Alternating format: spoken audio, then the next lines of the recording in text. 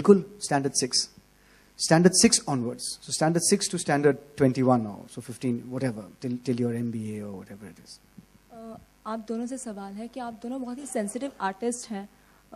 अब हाल ही में एक न्यूज़ आई है, ज़ोरा जी हैं जो 101 साल की हैं, जिन्हें घर नहीं दे रहे हैं, गवर्नमेंट घर नहीं दे रहा है, because she is 101 year old है. वो कहते हैं कि the government doesn't have house for her. तो आप क्या कहेंगे इस बारे में?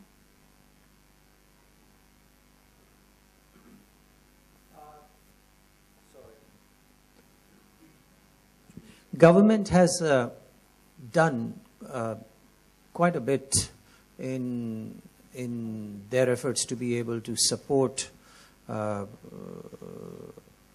people from the world of arts who are in need. There are programs that have been put in place, like medical help, housing. I mean, there are many students, many old musicians and such from Bollywood, from Indian classical world, etc., who have been given.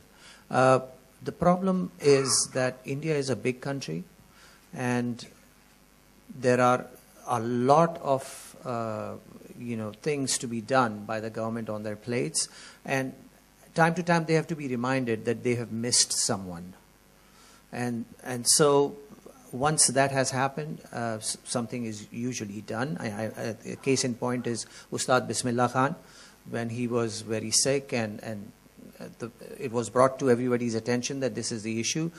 The government helped and provided whatever it was needed, and so did everybody else.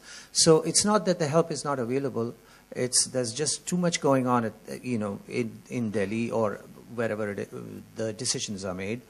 And so what we need to do as concerned citizens and media as well, to be able to bring to their attention the plight of people that they might have missed.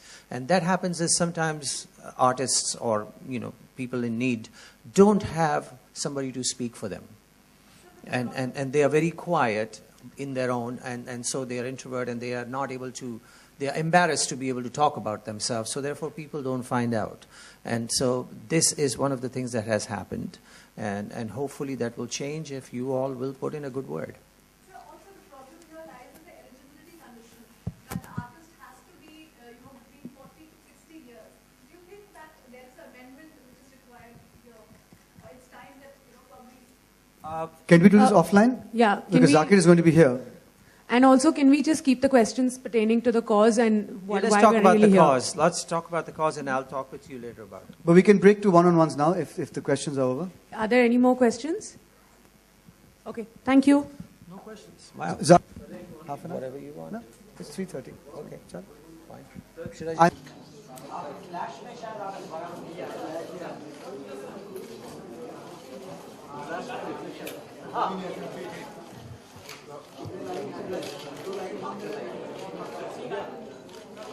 जैसे लोगों को साथ लाना the idea of India foundation के लिए किस तरह का एक्सपीरियंस रहा और कैसे पॉसिबल हुआ?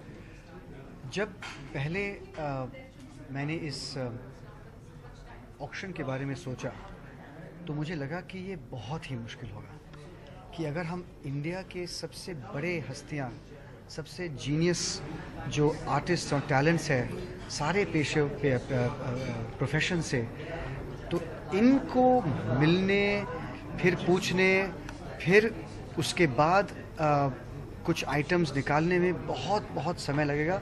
और मैंने सोचा कि ये लोग तो कभी इंडिया में तो रहते भी नहीं हैं. कहीं शूटिंग हो रहा है, कहीं रिसाइटल हो रहा है, कहीं पे कॉन्फ्रेंस हो रहा है. लेकिन मैंने कहा कि ठीक है, एक बार तो मैं कोशिश करूं.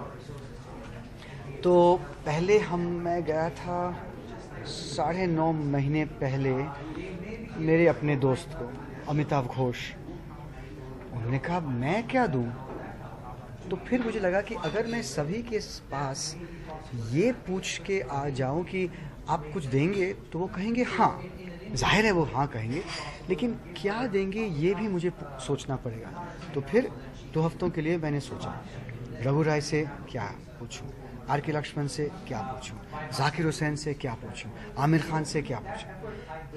जब लगभग मुझे लगा कि ये चॉइसेस मैं उनको दूंगा, फिर मामला काफ़ी बात जल्दी बन गई, क्योंकि अच्छा आपको ये चाहिए, तो मैंने कहा Jamir give me something from Lagaan. He said okay from Lagaan. I said do you have a script? He said no script तो नहीं है, लेकिन मैं सोचता हूँ। फिर उसने कहा कि मैं बंडी दूंगा लगान से। तो जब शबाना जी ने पूछा तो मैंने कहा कि Shabana I want national award trophy, इससे कोई मतलब नहीं बनता है, कोई ऑक्शन के लिए कोई खरीदे, लेकिन आपके पास ऐसा कुछ है जिससे आपके पूरा करियर आपका चेंज हो गया। तो उसने कहा हाँ, एक ये गोल्ड मेडल है। तो वैसे अगर जब मैं सोचने लगा और मैं सुझाव देने लगा तो काफ़ी आसान हो गया।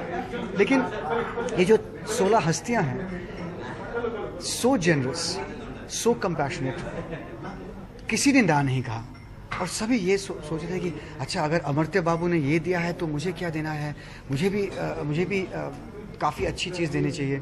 सो I think it was fantastic उनका जो रिस्पॉन्स था। तो कहीं ना कहीं थोड़ी बहुत डिफिकल्टी आई होगी, क्योंकि बॉलीवुड से तो ठीक है क्योंकि आप जुड़े हुए हैं, बॉलीवुड के एक्टर हैं, माने जाने एक्टर, लेकिन जो उसके अलावा जो आर्टिस्ट हैं उनसे उनके पास पहुंचना, अपनी बातें कहना, वो थोड़ा डिफिकल्ट होगा। देखिए, मैं ज़्यादा ऐसा नहीं कहूँगा कि मैं बहुत महान हूँ, लेकिन सभी ने फाउंडेशन के बारे में या जो कुछ काम मैं करता आया हूँ पिछले 8-10 साल के लिए, उन्होंने सुना था और उनको लगा कि ये हमें ठगने के लिए आए नहीं हैं। अगर राहुल कुछ कर रहा है तो जाहिर है कि इसमें उसने सोचा है, और पैसे जो हैं कभी कहीं और नहीं जाएंगे। तो एक क्रेडिबिलिटी फाउंडेशन का है, उस क्रेडिबिलिटी के आधार पे उन्होंने हाँ कहा। और ये भी सच है कि उन्होंने शायद मेरे फिल्म्स देखे हैं, मेरे बारे में कुछ जानते हैं, तो एक क्रेडिबिलिटी सा बनता है। ऐसे नहीं कि ये बंदा कहाँ से आया है, कौन है। और फिर मैंने फाउंडेशन के बारे में बताया, सारे पैसों के बारे में बताया। I narrated the whole thing कि ये हम करते हैं, अंडमान के बच्चों के साथ ये है, स्कूल फीस हर साल 4 लाख रुपए हर बच्चे के लिए स्कूल फीस लगते हैं, 15 साल के 60 लाख रुपए, 6 बच्चे 3.5 करोड़, 12 बच्चे 7 करोड़, तो यहाँ पे पैसा जाता है। तो और हमने ये ऑक्शन किया था पहले, ये ऑक्शन किया था बाद में, अभी हम मणिपुर जा रहे हैं, पैसा यहाँ पे इस्तेमाल हो रहा है। तो उन्होंने कहा कि बस समझ गए, नो प्रॉब्लम, अब आप हमसे क्या, आपको क्या चाहिए। सो दे वर वेरी वेरी कोऑपरेटिव।